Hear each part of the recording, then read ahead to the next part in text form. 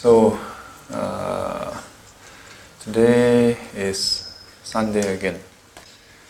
Yeah. Do you all feel like the time passes very fast? And already is the middle of the month, coming to the end of first quarter. 365 days, it means we have used almost 90 days. 80 over days have been used up already. Oh gosh. How many more days left? How many more days left?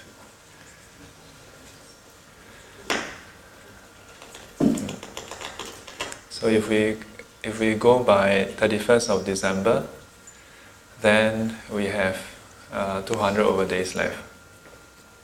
If you go by end of the quarter, then we have about slightly less than 2 weeks left. So the number of days left, the amount of time left, depends on where you draw the end date or the end time. Yeah. But do we really know the end time? We don't know, huh? If we say, how many days until end of today? Then we have less than a day left. Yeah. We have less than a day left. Earlier over lunch, Edward, the Spanish, a Spaniard. He's a Spanish guy, a Spaniard, right? A person from Spain is a Spaniard, right? Yeah. So he was asking me how to overcome procrastination. Yeah. So I told him, I sometimes face this problem also.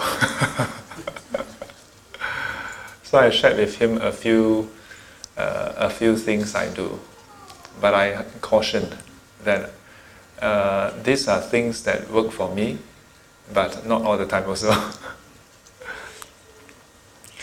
I shared with him about the ants in the cup, in the mug, which I shared in class before, about how sometimes because of my procrastination, then I end up causing the death of some ants, indirectly. Yeah. And that caused me to not feel so good. I mean, for some people, ants are just ants, you know. For some people, it's just a hassle. It's just an inconvenience. I don't know how the ants feel, but at my current point, I don't feel good to see the ants floating around. Yeah. So it's been a while. Ever since I started having the policy of clearing the mug, ASAP. So when I started doing that, it spilled over to the other part of my life. Even though clearing the mug is a small thing, it is a small thing, and that's the thing. When you start doing, having that right attitude for small things, then it gradually spills over to the medium-sized things. Then from the medium-sized things, it starts to spill over to the larger things.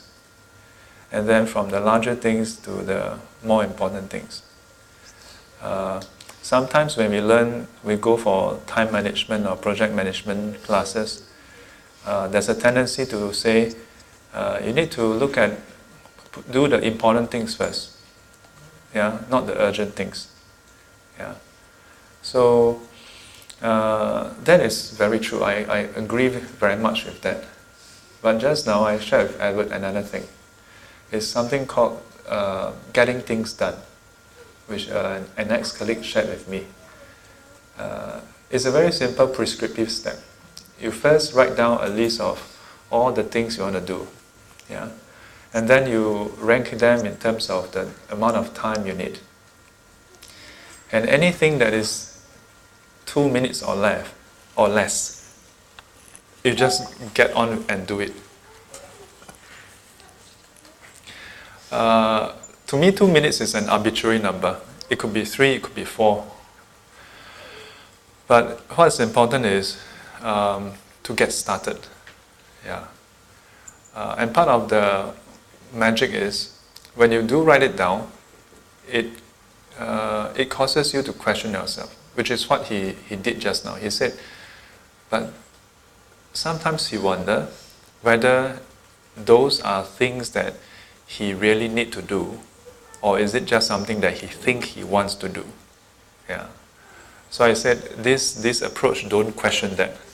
You just write it down. Whatever you think you want to do, you just write it down. And you ask yourself, how much time is needed? If it's less than 2 minutes or 2 minutes, just go and do it. Yeah, and you just strike it off. So perhaps part of the whole thing is that by writing it down, it forces you to question yourself. Yeah, because once you write it down, it becomes more visible. Yeah. So perhaps we can try doing that. So just now, as I was sharing with them, then I told him about the 40 things in our life. Yeah, I shared in class before about how in our whole life, if we leave the average life expectancy of 80 to 85 years, we have probably about 40 over 50 active years where we are capable of actually doing something significant. When we are in our teens, we're just trying to figure things out. Even in our early 20s, we're still grappling around to hone our abilities. And then by the time we hone our abilities, we are left wondering what we want to do with our abilities. Yeah, so by the time we figure out our abilities and what to do with them, we have about 40 things left. Time to do 40 significant things. I come up with the magic number 40 because I'm assuming that if it's something significant, it probably won't be like 2 days. Yeah, maybe it's 1 year, maybe it's 9 months. But you average it out, if we say that each of them would take 1 year each, then from 25 to 30, you add 40, that's close to 70 years already. 65 to 70. You really don't want to wait until you are 70-year-old and then you say, yeah, I want to start doing this. I'm sure there are those who actually managed to do something at age 70. Yeah, I read about this Japanese granny who learned how to write programs at the age of 70 plus or 80, and actually wrote an app and put on the app store. Yeah, and make some money. Yeah, but how many of you want to live your life this way, waiting until the very last moment? Yeah. So 40 things. Yeah, 40 things. This is not the start of the year, this is not the end of the year, but good to ask yourself, yeah, this year, what is the one thing you want to do? And then if we further break it down into the 52 weeks, yeah, in the 52 weeks, each week we could perhaps accomplish a part of that one project, yeah, or it could be a mini project, mini task, side quest if you will. And then you ask yourself, what is today's date? 18. Yeah, so this is 4 weeks here, 5 weeks there, then 3 weeks, about 4, 5, 9, 12 weeks. So we are about on the 12th week. So we have about 40 weeks left. Yeah, 40 weeks left. So I was thinking, What if every week when we have SGC, then you don't have to tell Shifu, you don't have to tell the rest of the world also. Yeah, but it'd be interesting, isn't it? Yeah, every week to be accountable for our own life, to ask ourselves, what did we accomplish this week, and what do we hope to do the coming week? Yeah, because many times before you know, Chinese New Year again now, and then you want, yeah. And it's not as though we just sit around and twiddle our thumbs. We are very busy, right? Yeah. So, go to take stock, yeah, and sort of plan our time a bit. We do a lot of planning. We plan for our kids, for their studies, for their enrichment class. Yeah, we plan a lot of things. Yeah. We plan maybe a bit for our career also. Yeah. But besides studies, career, what else do we plan? We plan for holidays, yeah, which is not a wrong thing, so to speak. But besides that, what else do we plan? Think about it. Maybe we should do some planning on that. What to do with our life. Of course, there are a lot of other so-called mundane things that we have to slot in also. Yeah, things like clearing the house mortgage, yeah, buying a new car, or something like. Okay, saving $10,000 and giving your parents. Yeah, have you ever have this kind of goal? Yeah, that you want to save $10,000 and give your parents? I mean, it could be some arbitrary X dollars.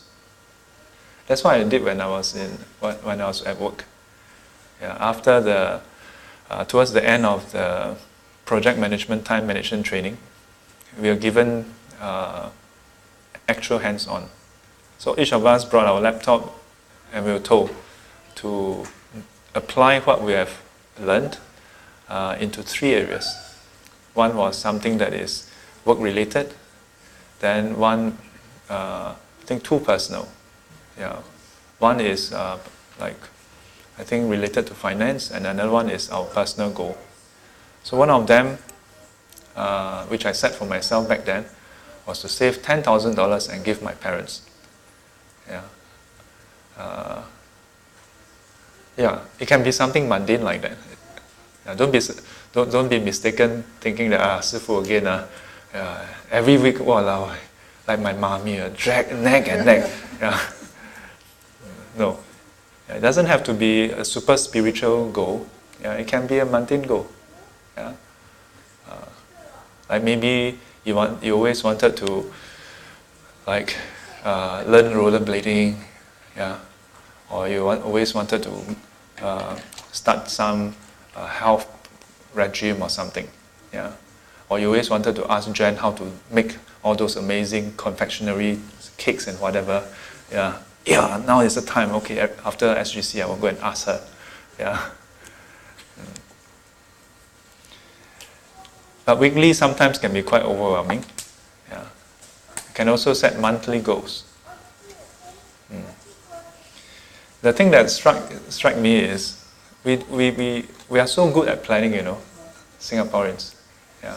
Some say that we inherited this from the administrative prowess of the British East India Company. Yeah. And in some ways, that is the legacy they left behind. All the planning and administration. Yeah. Perhaps we can make something good out of that. Yeah. Plan our life a bit.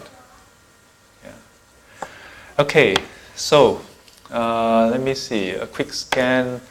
On my left are all the season parking holders. Jason, have you introduced yourself before? Yes. You have, huh? Okay. Other than him, the rest are all season parking holders. On my right, anybody who has not introduced yourself before, make yourself known. No, I think everybody accounted for. Good. So we'll start today's SGC. So, what is today's topic? Still on the purification of mind, right? So today I think we can wrap up on the purification of the mind. This is part of the last three factors of the Noble Eightfold Path. The first of the last three factors is right effort, and I covered the right effort talking about the chocolate and the pool. And then the following factor is right mindfulness, and we went through the four foundations: mind, form, feelings, body, feelings, mind, and mental objects. There's actually a lot more in detail we can go through, but we have gone through quite a bit. The even more important thing is to learn to develop that awareness. Have you all tried the exercise to catch your intent and then to check your intent, and then not to follow the impulse, not to act on those impulse? This 1 week I've been sharing it in different classes. And I thought that would be a good sum up for this series. Because after all, what is the whole point of so-called meditation? But to tame the mind, to purify it. And by purification, what do we mean by that? It's really about cultivating it such that it doesn't just go wild, it doesn't just do whatever it likes. The tendency of the mind, there are so much inclination, tendency for it to think about this, think about that, tendency for it to be drawn towards the senses, so much movement. So just now when we sat, did you all try that? To go and take note of the impulses, the urges? Did you all try that? Or the moment you all start sitting, then Shifu giving instructions, then you just hear wong wong wong wong wong wong wong. Or when you are sitting and Shifu is talking, then you just hearing, sound. If you can do that, that's also not bad. Then you are not listening to the teachings, you are applying the teachings. That's not bad. But once in a while, maybe listen to the teachings. Maybe there's new parts to the teaching. And you're always wondering, how come I never progress? How come I never... You only apply the chapter 1.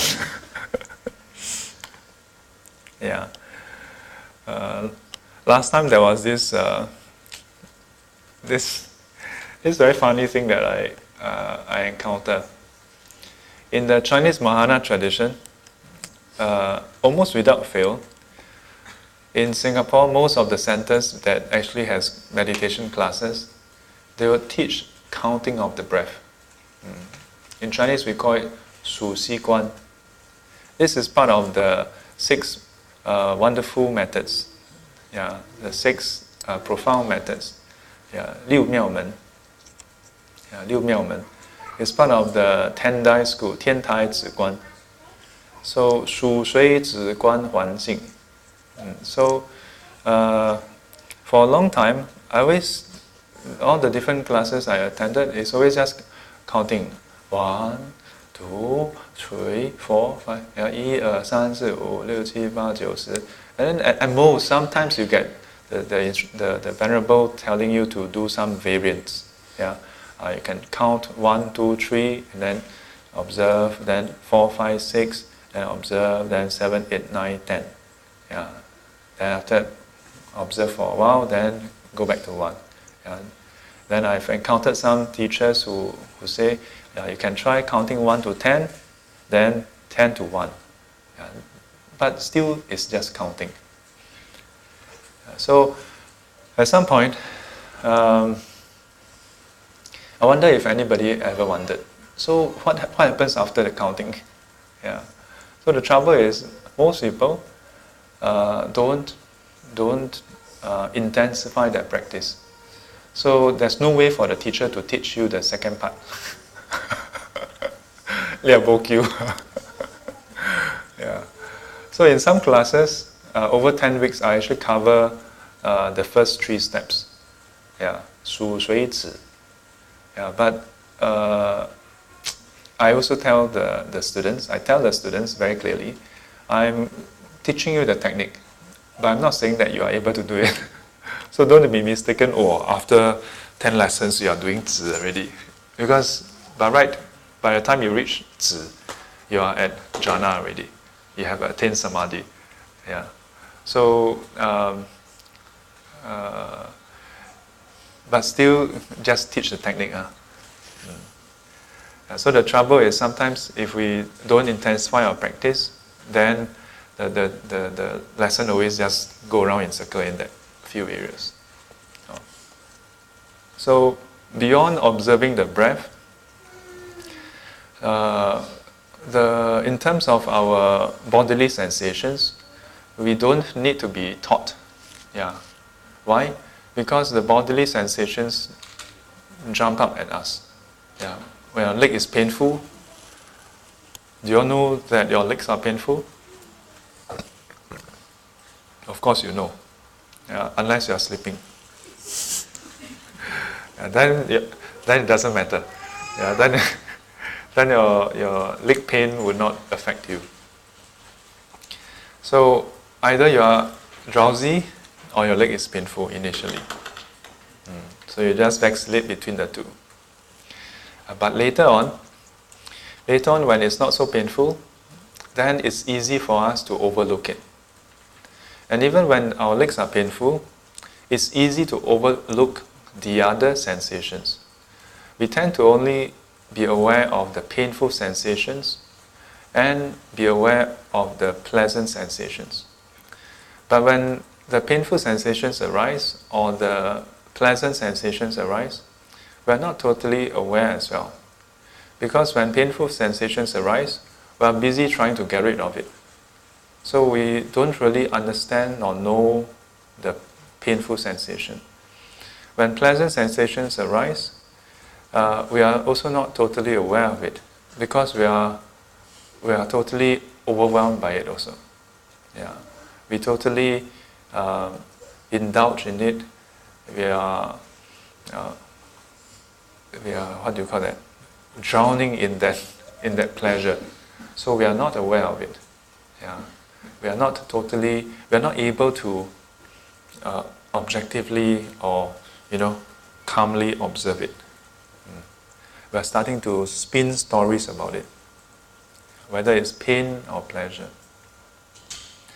So part of the training is to learn to observe and face painful sensations and pleasant sensations calmly, and to investigate it.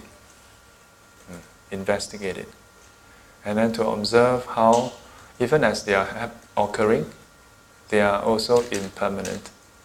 Yeah. And then to also watch how we respond to the pain and the pleasure. When there's aversion arising towards the pain, to also watch the aversion. Yeah. To know clearly from the pain, then triggers that aversion. Yeah. From the pleasure, then triggers the delight.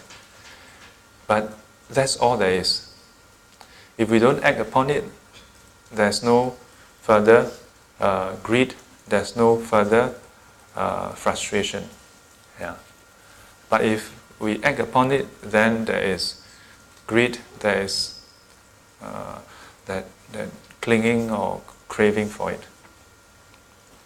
So, besides that, we have to learn to even watch the in-betweens.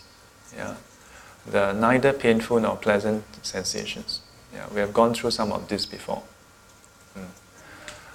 So just now when we were sitting, if you manage to consistently observe the urges, then you will find that it becomes easier to observe the neither painful nor pleasant sensation. Because then your mind is not leaping from one to another, not just leaping around. Yeah. Then you can be calmer to observe the flow of the mental processes. Then you can move on to observe the mind, yeah, the different states of the mind. Then from there, if we become a bit more familiar, then it becomes easier for us to watch the mind without being sucked into it. Then at this point, in fact, at this point, then the three parts, yeah, from right effort, mindfulness to concentration, they are taught or described at three sections, but they, how do I put it?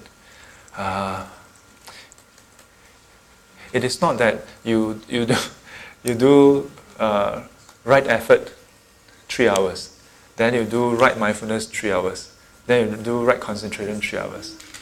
The three are factors that come up and down together. Yeah. So when we practice meditation, then it helps us to become clear about the state of the mind, and from there, your right effort becomes more purified. Yeah. Because usually, when we say we do right effort, usually it's after the fact. After a lot of unwholesome thoughts has arisen, then we catch it. After a lot of wholesome thoughts, yeah, that is mixed with unwholesome thoughts, then we catch it, and we only see the wholesome thoughts. But with the clarity of the mind, as we progress, yeah, then you see clearly the moment there's unwholesomeness, you see that it's unwholesome. You don't wait until it's very serious. And the moment there's wholesomeness, you see that it's wholesome. And if there's unwholesomeness in between the wholesome, you see clearly there's unwholesomeness in between the wholesomeness also. Yeah. Then that itself will support the right concentration also. So the three mutually support each other. Yeah. So if you can do that consistently, repeatedly, over time, then the mind takes on a different kind of habit.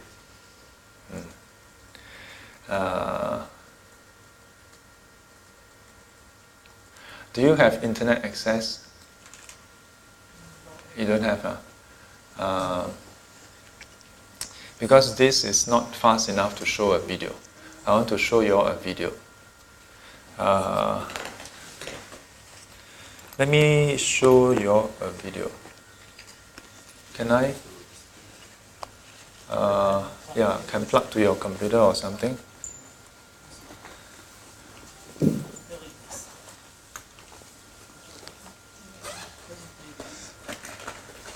Some of you may have seen it.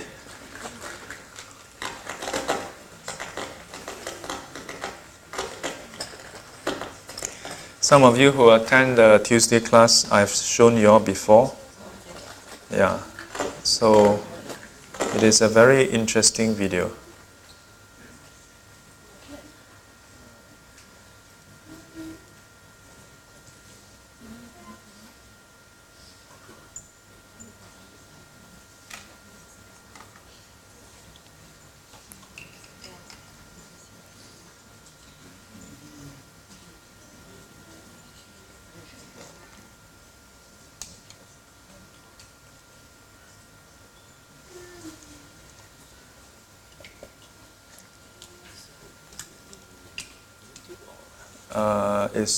You can search YouTube.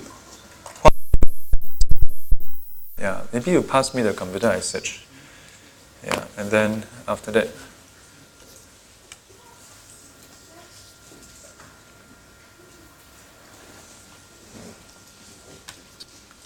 let me just search first.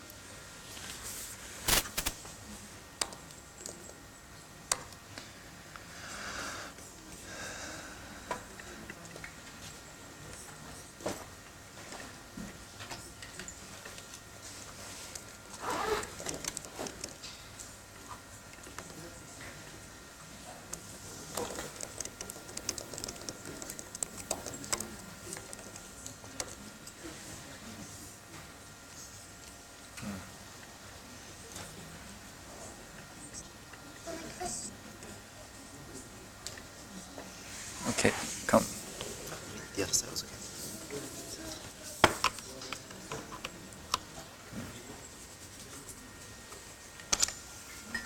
It's extended, you need to drag to the other side.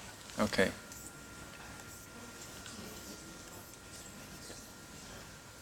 Have you seen this? So my question to you today is, what do you practice every day? What you practice, you will get good at. What do you practice? Here? Do you practice joy in your life? Do you practice peace in your life? Do you practice happiness in your life? Or do you practice a lot of complaining? Because if you complain, you will get very good at it. And you will get so good at it that you will find fault with everything. Even when there's no fault that a layman cannot see. You, being an expert, will see it.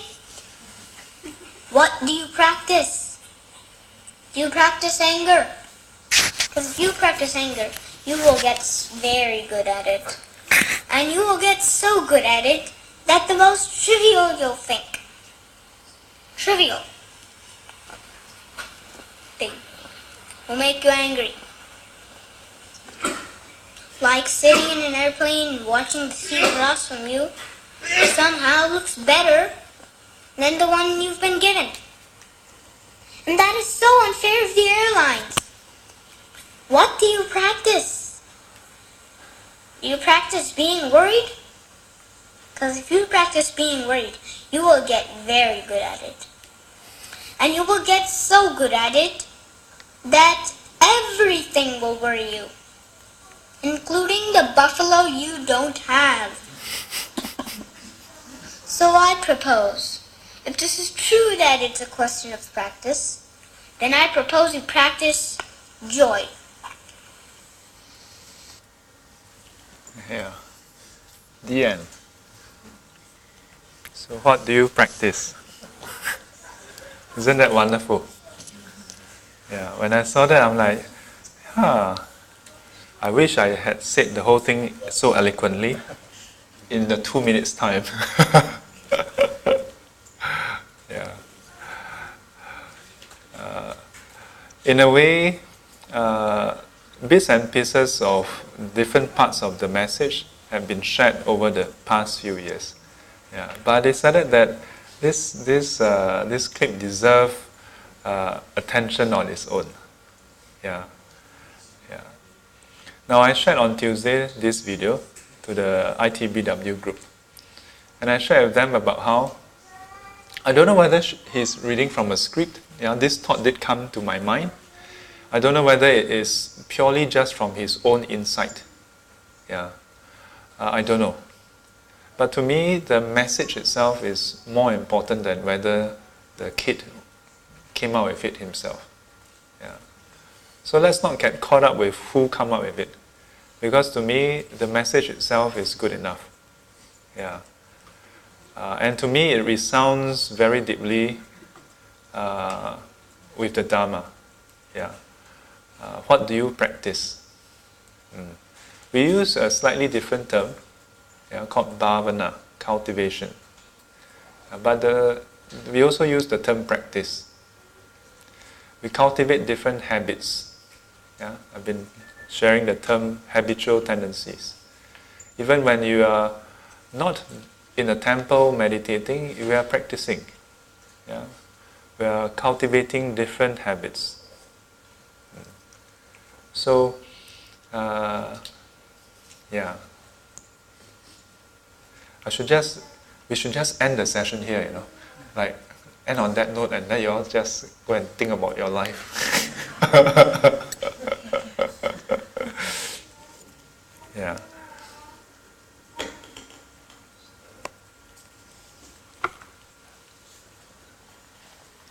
Okay.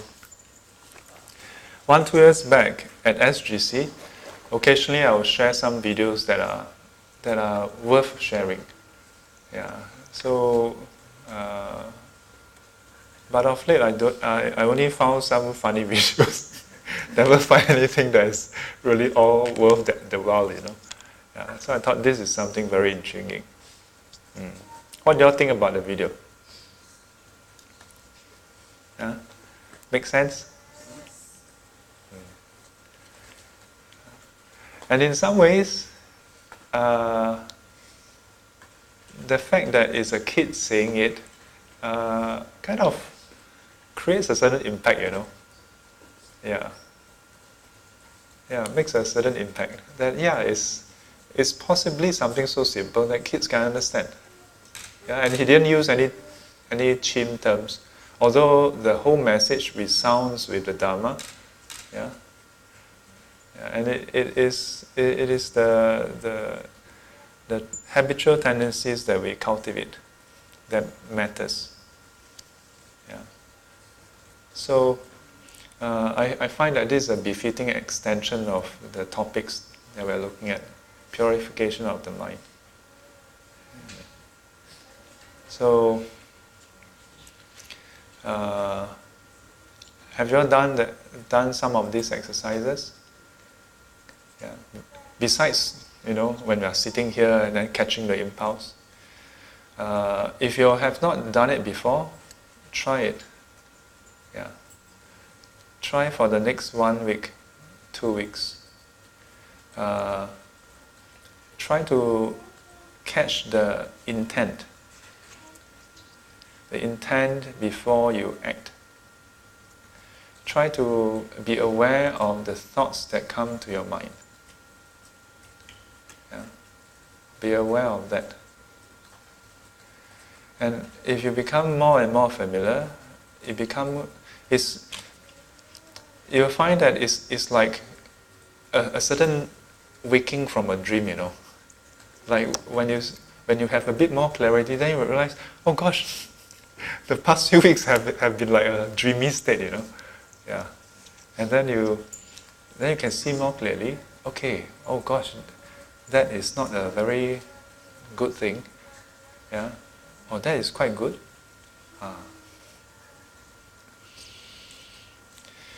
There was this king. I think it is King Ajatasattu. He's the king who committed patricide, meaning that he killed his own father.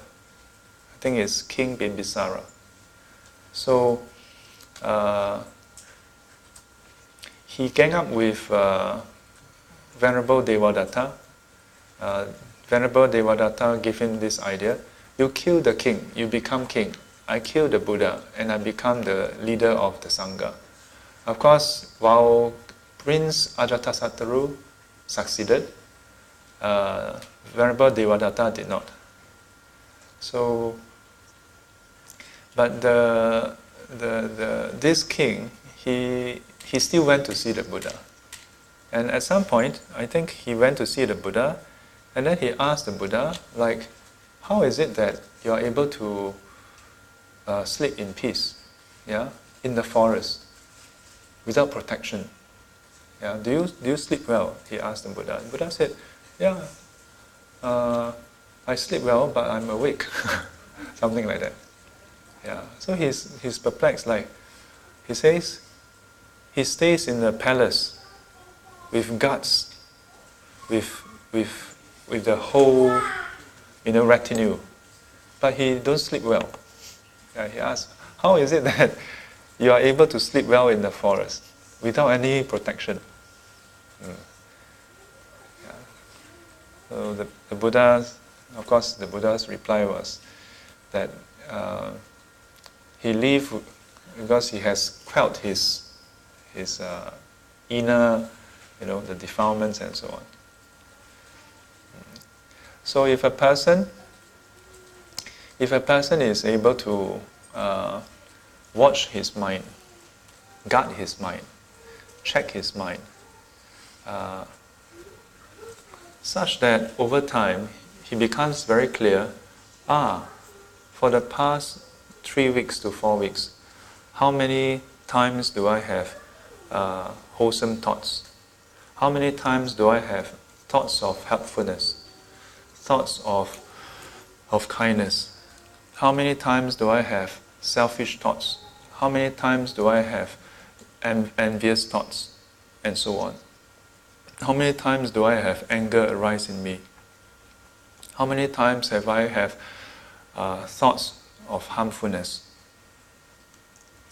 Then you are now when we think about it, like for most people, before they do it, they want to think about it first. Yeah? Do a mental feasibility analysis. Then it becomes very scary.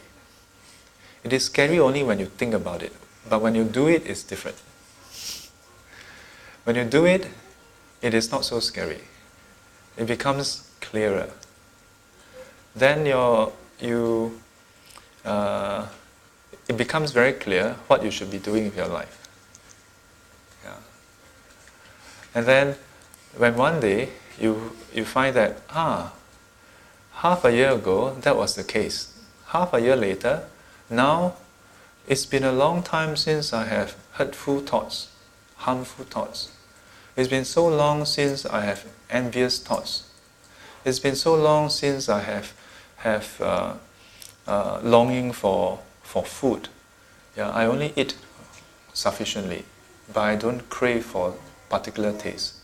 And because of that, then you know for yourself, you're freed from that burning in your mind, that agitation in your mind. That your mind is calm without that agitation, because you don't crave for it. You know for yourself. You don't need someone to tell you, now you have attained the unwavering bliss from food. You don't need someone to affirm for you. You know yourself. Yeah. So even before dying, the Dharma that the Buddha has taught is something that we can experience for ourselves in this life. We can experience for ourselves in this life. And then maybe another half year, another year later, then you observe, 1-2 years ago, that was the state. Then 1 year ago, 9 months ago, that was the state. And now, for a long time already, then you may observe, I have been cultivating wholesomeness.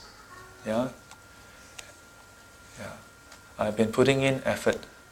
And now, for a long time, even frustration has not arisen. Yeah? Even this sound has become a foreign sound, yeah? From within. I have not heard from my mouth for even a long time. Wow.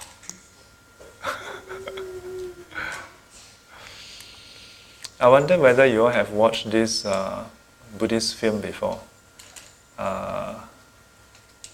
What was the title?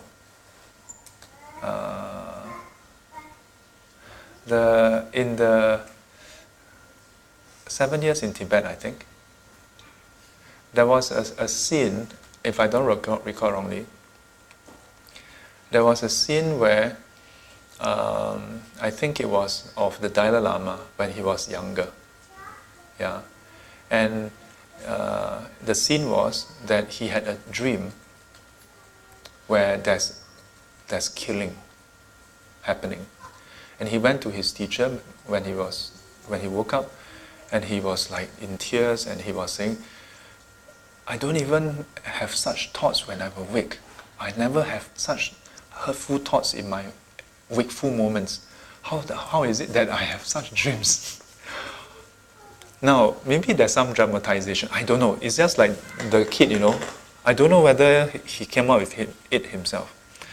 And I don't know how people feel about that scene. It was many years ago. I was a lay person, but that left an impression. It struck me so deeply. I was like, wow. To imagine that you never have a thought of harmfulness in your whole life. And as a result, the dream has such an impact on him. And wow, you know that he feels so strongly towards the dream because it's something so alien for him. Yeah.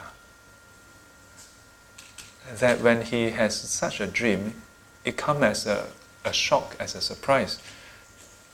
Yeah, that he relate to his teacher that I don't even entertain such thoughts in my wakeful moments. How is it that I have such dreams? You know? Yeah. And it was supposed to be that the teacher then told him that, oh, that is actually going to happen, something like that. Imagine after some years of doing the practice, gradually, you observe the state of your mind, the thoughts, the quality of the thoughts, and you clean it up gradually, until one day you look back, for the past 10 years, you have not entertained any anger. I mean, just speaking of it gives me so much joy. Huh? I would be so thrilled if one day a student come and tell me, Shifu, I'd like to update you that for the past 1 year, I have observed that no thought, no anger has arisen in me. I'm like, wow. Huh? That would be the greatest offering, you know? Yeah. To hear that, oh, someone through the teachings, through the Dharma, managed to purify the mind, such that no anger arises for not 10 years, even just 1 year. Not 1 year, even if it's just 1 month. Not 1 month, even if it's just 1 week, or even 1 day. Don't go back and immediately, okay, today is the 18th of March. For the next 365 days, I shall not have any anger. No, don't do this to yourself also. You will be sorely disappointed and disheartened. And then 5 days later, you will decide not to come to SGC anymore. Because it doesn't happen that way. Yeah. Slowly. You observe yourself and then you clean yourself up. And initially, you just maintain, okay, for a few minutes, for a few hours, and up to half a day. Yeah? Every day, half a day. Just maintain absence of total, and you know clearly. It's not that you are so busy that you are mindless about it. Yeah? For many people, they may feel like, no, I don't have anger, but actually it's because they are not aware of the anger. And because their threshold is very high. So all the anger has not hit the critical mass, you know. But as our mind becomes more and more acute and subtle, then even the subtlest fluctuation of the mind towards anger, towards aversion, we see it. I don't say that I'm a good cultivator. Yeah, but if we all work together, wow, how lovely.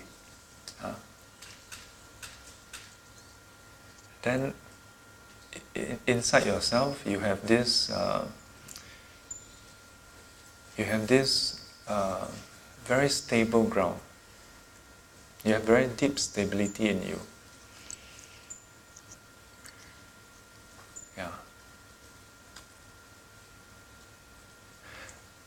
when we say that, oh, there's no anger for the past 2 days, 7 days, 1 week, 1 month, 6 months, 1 year, do not be mistaken, thinking that, oh, it is through the cultivation of merits that the person don't get angry. Of course, that who and who, of course, he can be free of anger because he has a lot of money, ma. And he's very smart, ma, or she's very smart, ma. She's very pretty, ma, so no anger. He is very successful and handsome, ma, got nice. No, it's not about that. Yeah, merits, the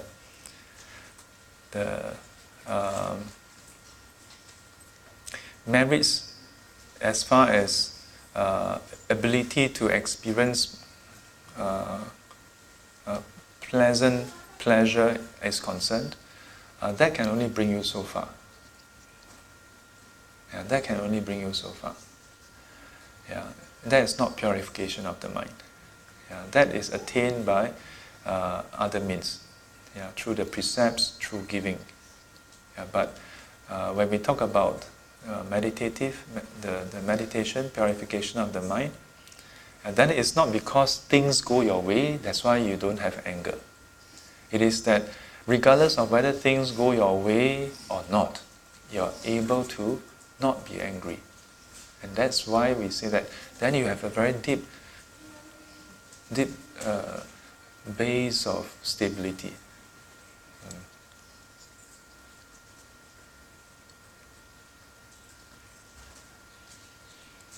But it's not just that also. Yeah. Once you're quite stable, then you must go and watch. How about the other states of the mind besides anger? Then how about the desire, greed? Yeah. So just join me and picture, okay? We all know what is anger. Agree? Yeah. How many of you have never experienced anger before? Yeah. Raise your hand and slap yourself for. Yeah. If you want to raise your hand, then just raise and slap yourself. Okay. Yeah. Unlikely lah. Unlikely. Nowadays, even small kids have a lot of anger. Huh? Last time, small kids have lesser anger. Because last time, small kids 敢怒不敢言. All the anger kick 哪一边? Yeah. Doesn't mean that kids last time have no anger. Also have anger. But it's just that we are not given the avenue to express it. So,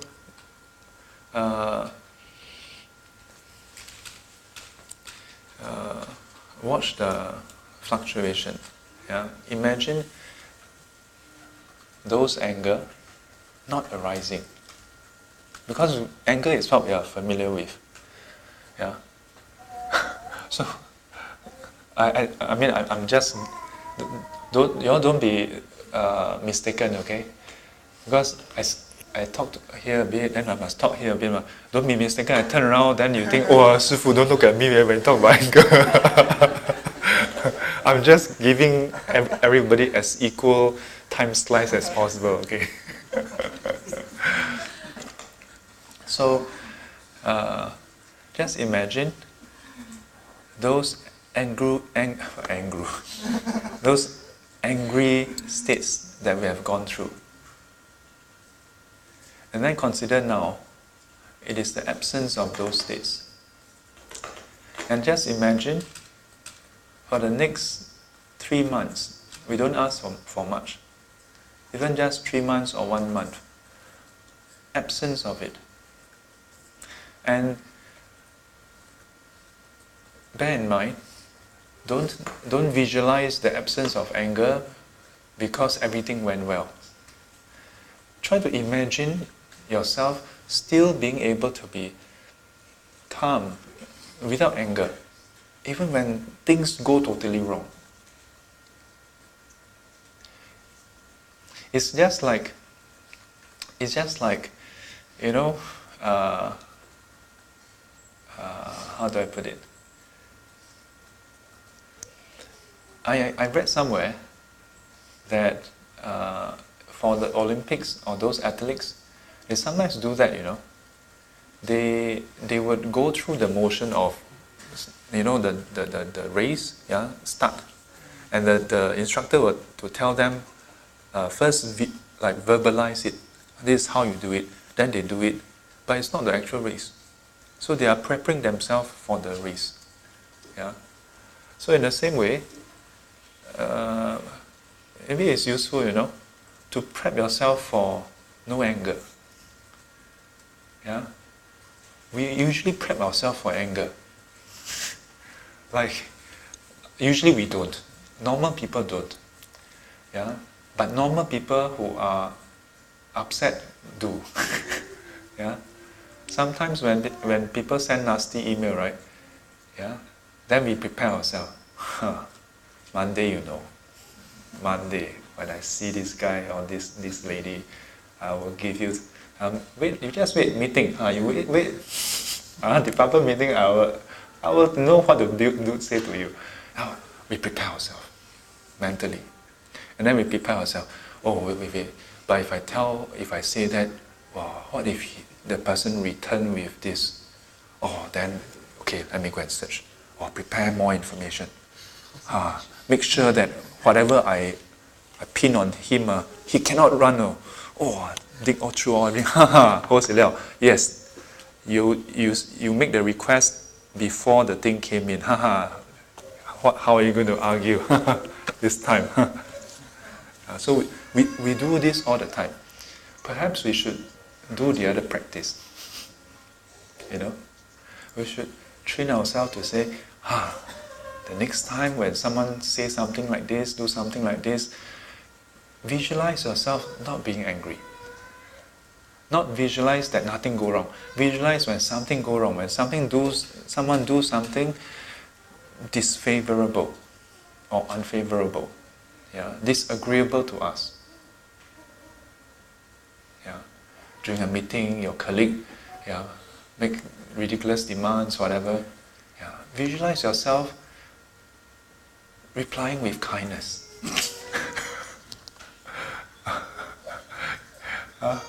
Is it easy? If you find that it sounds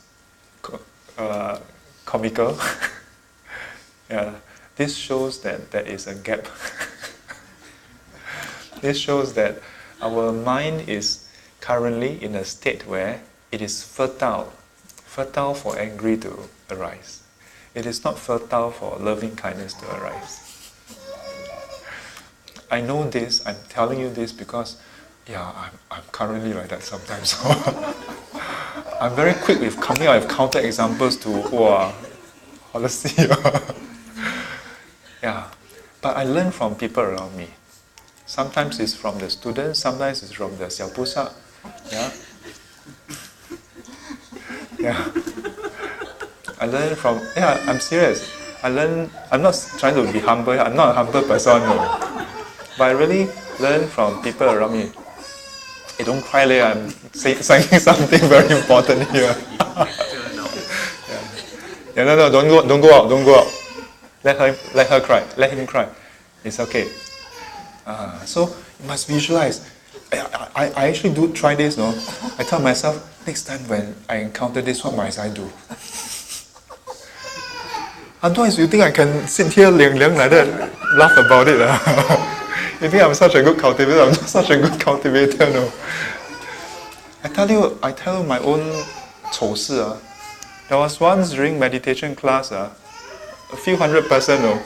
Then I remember this so clearly because I'm a bit regretful. Two of the sisters came with the family, and apparently the parents want the kids to come and learn, but then the kids cannot drag there. So two of them sit down and then teach it. Then when I finish, I give them a good scolding. Everybody, yeah. Not the first week it is, and actually still giving myself excuse. Yeah. So what happened? I I think after that you never come back again. Not SGC, no, it's a proper meditation class. Yeah. So if you ask me, are there regrets in my life? Yeah, that's one thing I regret. Yeah. For some people, when you tell them off, it get them away. Oh yeah, I must change. But not everybody. Not everybody.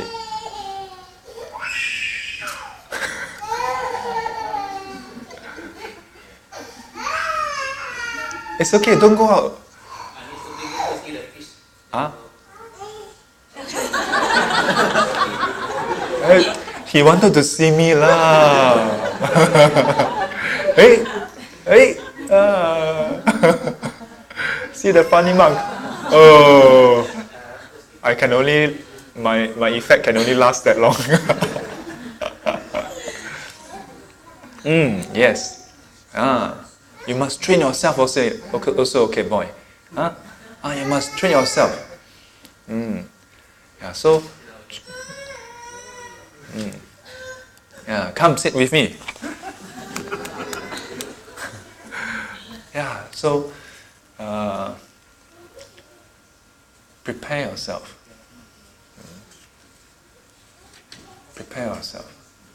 All of us have different life, different circumstances that we'll meet. Yeah. Looking back in my own life, that is not too long, not too short. I don't know whether you all have this this feeling, but at this point, I feel that I'm quite grateful for all the people who have been nice to me, of course, but I'm also quite grateful to those people who are very unreasonable to me. I'm not so holy, saintly, and because they are my teacher. But no, it's more from the angle that if not for them, my life would be quite boring. My Dharma talks will not be so interesting. I wouldn't have so many stories to tell. Yeah. So, prepare yourself. Yeah.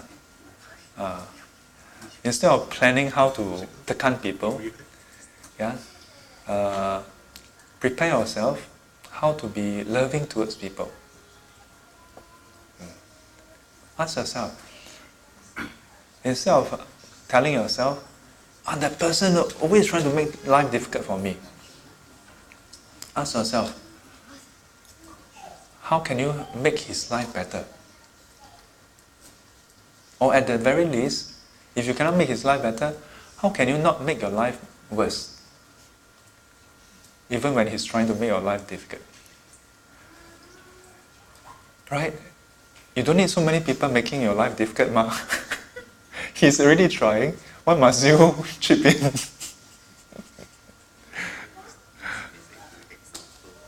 Huh? One way is to use him as an example. As an example, as a story.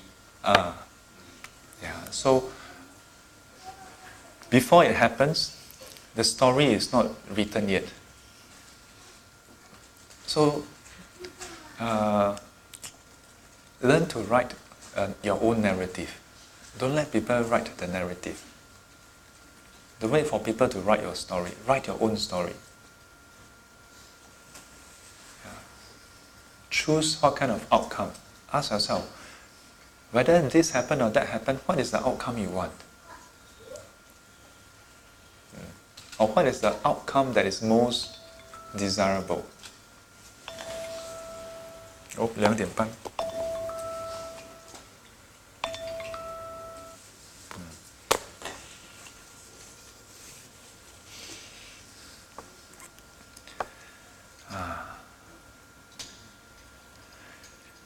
Sometimes when I encounter people who are unreasonable, sometimes I will just go along. Yeah, I'll just let it happen. As long as it doesn't further infringe into the interest of others. If it's just my interest, no problem. You all should try that once in a while. in Hokkien we say, "Halang pin to mo be si la." You understand? Yeah, meaning P means take advantage. Yeah, P actually P has another meaning. Means to, is it? No, P and P. So here the P don't mean that. Here means take advantage. Yeah. So sometimes, of course, you must be truthful to yourself. Is it something that you can live with? If it's something that you can live with, then try it. Yeah. But if it's not something you can live with, you should try to stop it. And if you can do this over time, one day, I get a text message from one of you, or a whole bunch of you. Every week someone texts me, "Shifu, for the past 3 seconds I have no anger." Oh, jialat, only 3 seconds. But don't laugh at the 3 seconds, Again, 3 seconds is no big deal. At night, when you sleep, you have no anger also. That's more than 3 seconds. So it's not about 3 seconds or 3 hours. But it's that if that person texts me and say, "Shifu, for the past 3 seconds, I had no anger," or you must inquire deeper. The circumstances of the 3 seconds. If it is under very trying circumstances, if the person follow up, in the past, in the first second of this incident, I would have blown up already. Now I lasted 3 seconds without anger. That's remarkable. Don't think lightly of the 3 seconds. Many times, 3 seconds is the difference between life and death. You just hold your mouth. Nowadays on YouTube, you have a lot of people, the car camp, and then sometimes these few days, there's quite a few videos about people getting into fights in Singapore. Yeah, just yesterday I saw one video of in Singapore, Geylang, people, no, pala. Then all it takes is one of them to hold for 3 seconds. You just hold your mouth, keep quiet for 3 seconds. The person, anu, walk away. Then, no more show. But the person don't hold for the 3 seconds. First second, then the second, third second, then gone. So don't think lightly of the 3 seconds. Sometimes that 3 seconds can save your life. You never know what you're up against. And even more importantly, it's not just our life we should be concerned about. If you don't hold that 3 seconds, then we generate or we foster those conditions for those who are even less attuned, less cultivated in their mind. Imagine that you come for SGC and you cannot hold for 3 seconds, then you think the other person have any chance.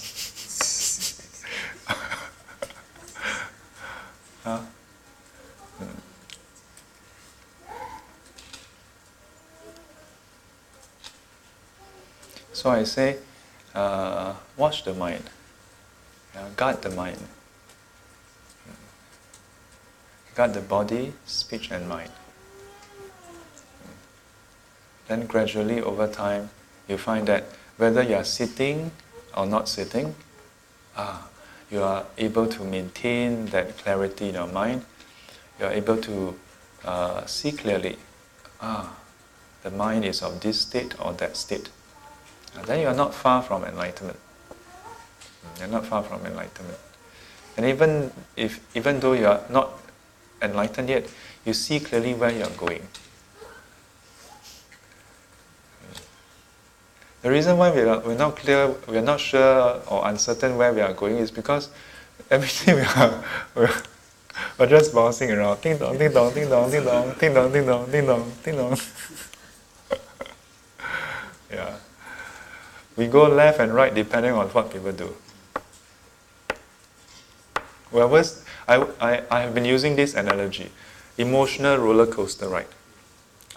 Now I think that is not an appropriate example because roller coaster ride is fixed.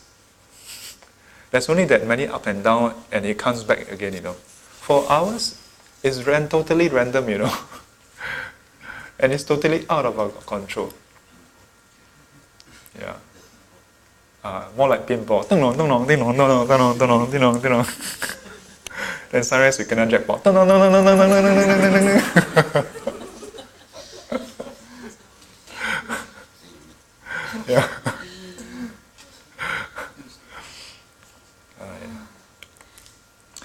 I received an email from, on and off, I actually receive requests from people. So I want to read something before we wrap up for the day.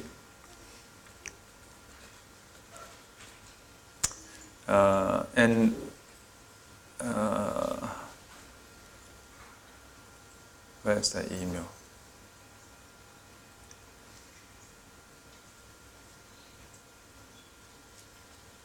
Hey, where's the email?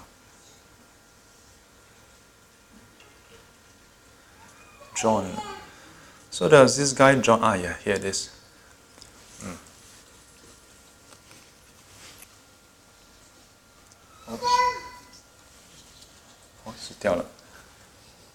Okay, never mind. I read to you all. So on the 15th of March, just a few days ago, there was this guy, I presume he is a Westerner, Jonathan E. Pisker.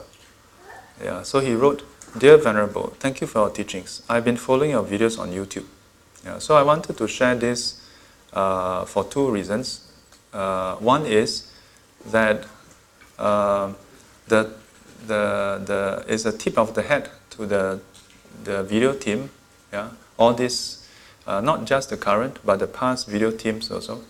Yeah, for the effort you all put in, the stress you all put up with.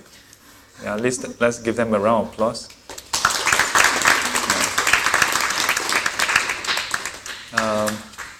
Because when you do something too regularly, like weekly, you start to not think much about it, and after a while you forget that this actually has impact on people. So this person said, "I've been following your videos on YouTube." And then on top of that, he asked the following questions. Yeah. So before I go into the question, besides the team, it's also because the rest of you attend SGC. That's why there's SGC. Yeah. Because if everybody just go on YouTube, then it becomes a studio recording. Then we have to add artificial laughter.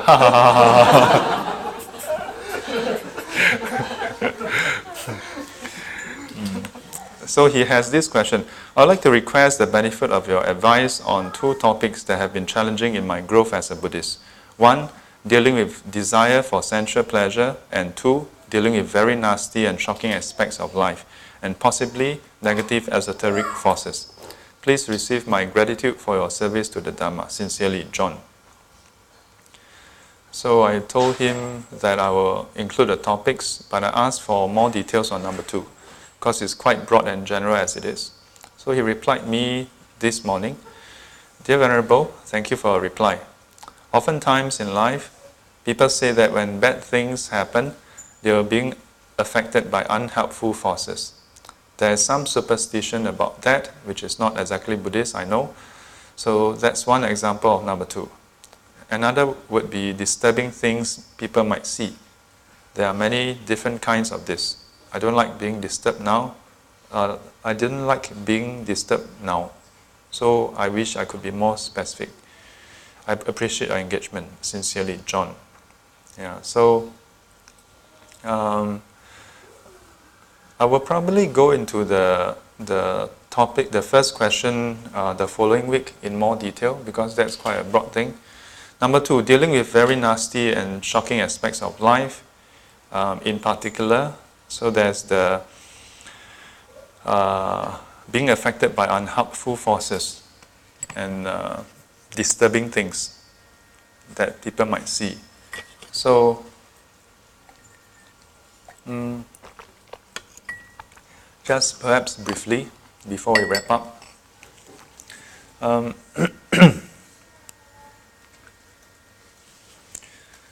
so in a way it ties in with what we went through earlier, about how it's good to prepare ourselves. Yeah, and in a way what we have gone through answers this second part, dealing with very nasty and shocking aspects of life. So one way to deal with it is to prepare ourselves. Yeah, if it's a one-off thing, then maybe we don't really have to worry too much about it. But if it's a regular thing, then good to mentally prepare ourselves. Yeah, that the next time when it happens, then what is the next best way? What is the next best way that we can deal with it? Yeah, if it's from, let's say, our colleagues, our neighbors, or perhaps a family member, yeah, something that is unpleasant or nasty, then we can ask ourselves, okay, what is the next best thing that we can do? Yeah. Important thing here is something that we can do. Just now when we say visualize an outcome that you would like to see, important thing, it must be an outcome that is realistic. Yeah, don't visualize an outcome that you cannot do at the moment. Then you end up setting yourself up for failure. Yeah, so that's one possible way to deal with that. The other part about this question, which is, I think, from what I understand of his question, seems to be related to like some unseen forces. Yeah. And perhaps in the local context, it would be what we call 业障. Yeah, happy, anything that goes wrong, 业障. You all would know that I'm less inclined to go in that direction. Yeah, for a few reasons. One, for many people, when they think in that way, then they are basically treating it as a magical black box. Yeah, that whatever bad thing I'm experiencing now is due to this magical black box, which is from the past life. Nothing to do with my present life. The implication is this: it absolves us of any responsibility for the outcome. And this, to me, is the number one reason why I tend to incline away from this mindset.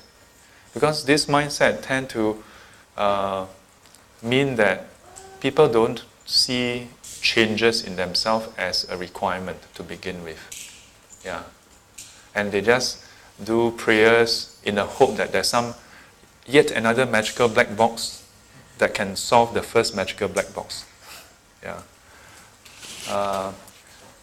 To be fair, in the Buddhist tradition, the practice of doing repentance is not meant to be done that way. Yeah. It's actually meant to consider that whether in the past life or in the present life, being rooted in defilements, that is the root cause of our problems. And so in the practice of doing repentance, yeah, it's actually not meant to appeal to some magical black box to solve that magical black box, but rather it is a firm recognition that we are involved, yeah, and to make a firm determination to change our sight. And so this is quite a different approach to doing repentance. Quite a different approach. But yet, when we look at the repentance puja, the text, it actually states clearly, the need to change our body, speech, and mind here and now. So, as far as some spiritual thing is concerned, if it falls under the ye zhang part, that's how I would consider. If it is the the dirty spiritual things, you all know the dirty, cannot talk about it one. Yeah. So for that, this is what I have to say. The first thing you want to do is to rule out the possibility that it is that. Yeah. I don't say that there's no such a thing. Yeah, of course there's such a thing in the Buddhist teachings. But many times, for many people, the problem they are facing is less to do with all those supernatural forces. Less to do with that than very real day-to-day conditions and factors. Factors as trivial as your daily routine. Do you have regular rest? Yeah, or is your sleep disturbed? And again, when I say is your sleep disturbed, I don't mean that at night when you sleep, then there's someone standing there looking at you. Okay, I don't mean that. Yeah. Take for example, there was this devotee who came to see me and told me that she feels that she is having some supernatural attack, done on her. So I'm like, okay, tell me about it. And after half an hour, 45 minutes of back and forth, then I find that there's a common theme here, the same as other cases, which is she's told me that herself that opposite her block there were major construction going on, and it goes on until late at night. Yeah, and so it actually affects her sleeping hours. Yeah, and then when she walked back, she has to pass by some of the construction area, and it's maybe a bit dim, and she feels a bit, So I said, well, very simple. Do you have another place that you can stay in for the next few months, and then you see whether it happens? Yeah. The important thing is, so I told her, it sounds more to me like your living habitat. Yeah, your living environment is a bit, not so conducive. Yeah.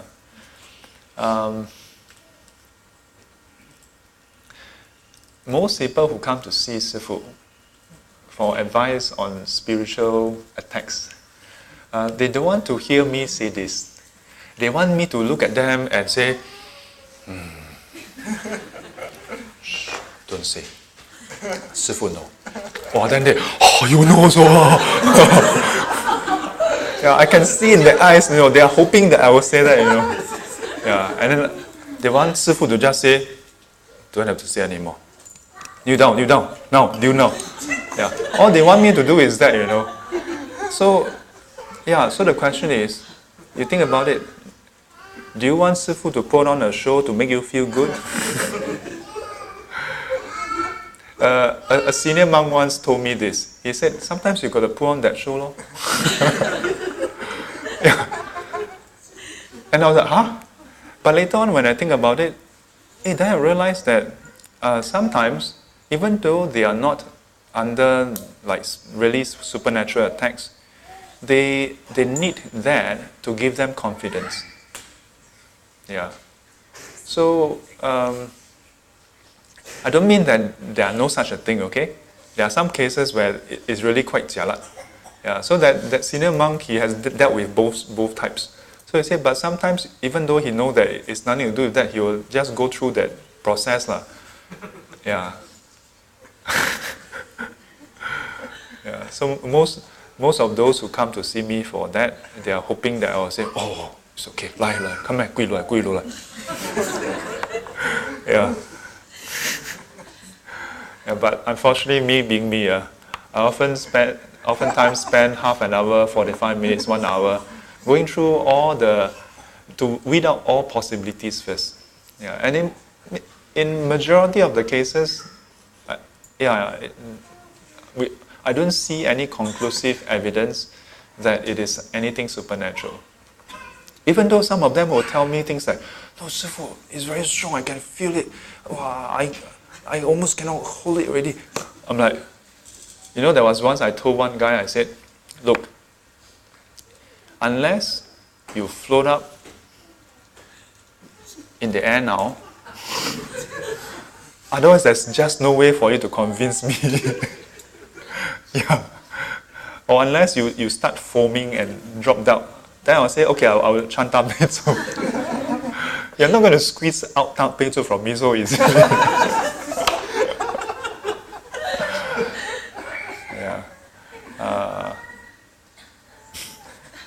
Yeah. Yes. You got one case,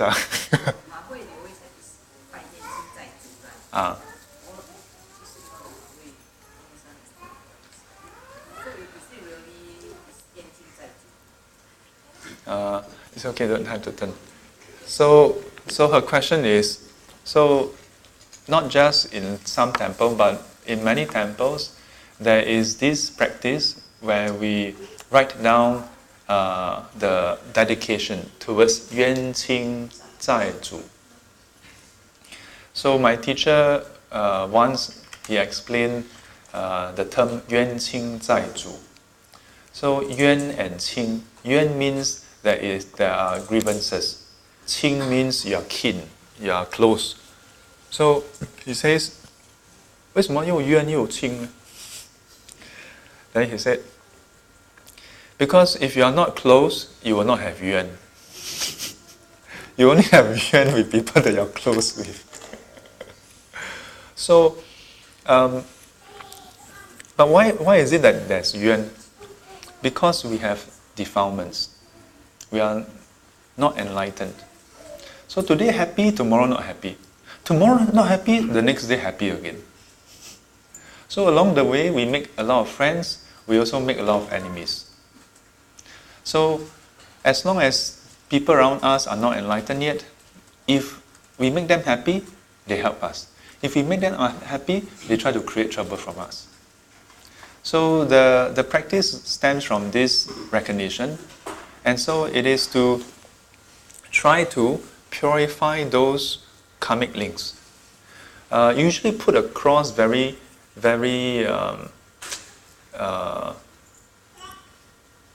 blatantly. 消业障了, 还那个债了, things like that. But seen from the Bodhisattva path, it is not.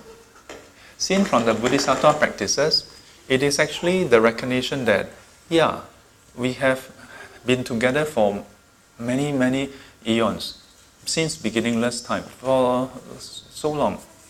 And it is not so much out of fear, oh, these people are going to stop me so I cannot obey you.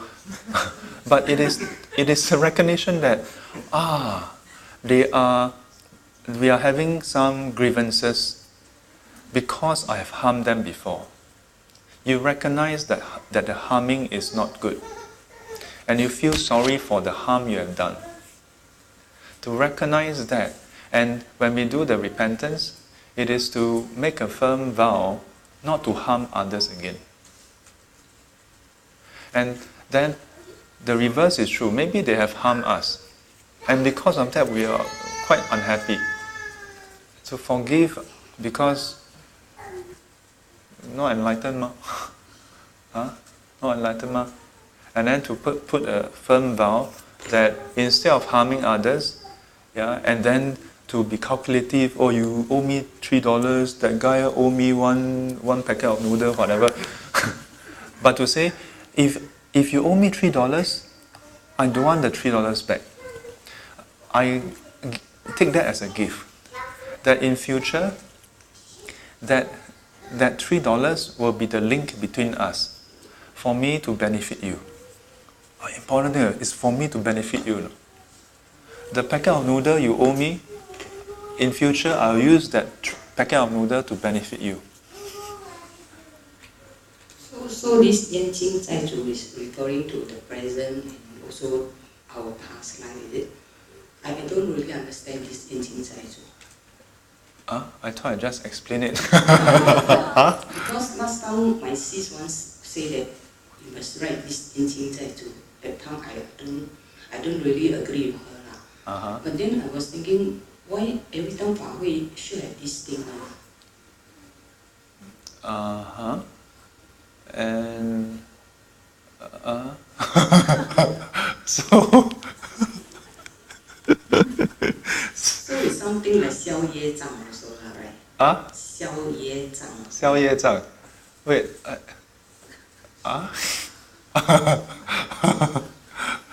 So for the past 10 minutes, I've been trying to explain. I know, I understand that. Wait. Which part do you understand? I mean the 冤亲债主 lah. But then, like if we do the 唱 dependence, actually it's enough already, right? Like 唱语文 So we 唱语文. Wait. Do you hear what I just said just now? See, we have the yen, that's why this qing is something that we are related. So No, wait. Then after that, the part after that? You see about the $3 and the noodle things, right? And then, what about that? That means I can just, you don't need to tell me this lah, something like, that's our affiliation lah, something like that. And then? I guess so. 我听不懂. You listen. Because I am very puzzled by... No, wait. Okay, so when you ask me a question, and then I give you the explanation, right? You must not bring in the wrong view again. Forget about that wrong view. Or forget about that way of explanation. You must listen to what I have explained and try to understand and see whether what I've explained it makes sense. Because I was addressing, the first part was addressing the common idea. Yeah? So the yuan and the qing, and okay, maybe I didn't totally touch on it. The common notion is we have a lot of yuan qing zaizu, and they are always here to make things difficult for us. I did touch a bit on that. But my point is, the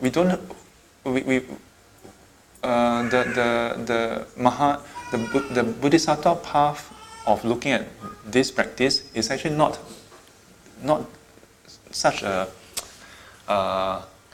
adversary kind of view, but rather to consider that, of course, since beginningless time, all of us being unenlightened, we're bound to make mistakes. I make mistake, I harm you. You make mistake, you harm me. You know? So what is there to be so upset about? And then to consider, on top of that, that because we have harmed them, that's why they may want to come and obstruct us. And I highlighted earlier about how the usual approach is, let me try to remove this obstacle so my life will be very smooth. Then I can tube you. I gave the example just now, remember?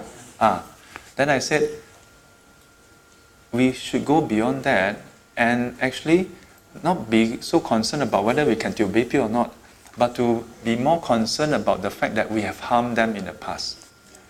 So the actual practice involves this transformation of our mindset. Understand or not? Yes.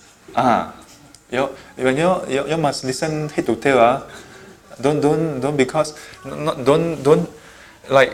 don't treat this like during the meditation. When Shifu start talking, then you wah. Yeah.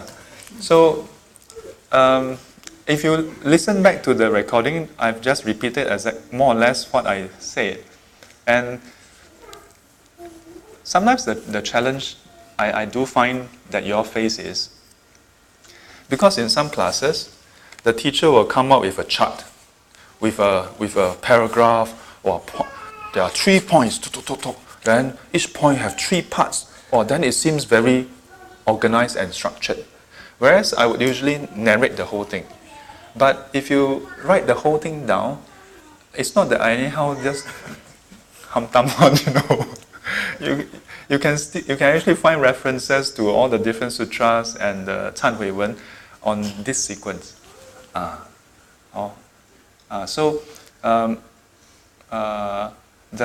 The first part was describing the common notion of what the 忏悔 and 消业障 and also the attitude towards so-called 冤亲债主.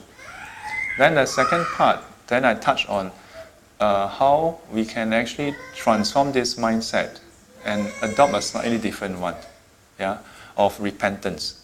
Then the third part was to go beyond repentance, but to make the Bodhisattva vow to further benefit them. As much as I just go seemingly on and on, there's actually a flow. So that is the answer to your question. Thank you, sir. Okay. For more information, refer to the YouTube channel. Yeah.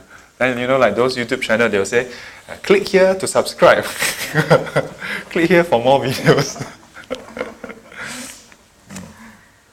Yeah. But thanks for asking the question, because time and again, people do have this question about 冤亲债主. I had wanted to end the session at 2:50 and then do 10 minutes of sitting, but it's now 3:03, so we can't do that now. We'll wrap up here. Then next week we'll touch more on the first part of the question that was raised. Put our palms together. 愿消三障诸烦恼，愿得智慧真明了，普愿罪障悉消除，世世常行菩萨道。阿弥陀佛，起立。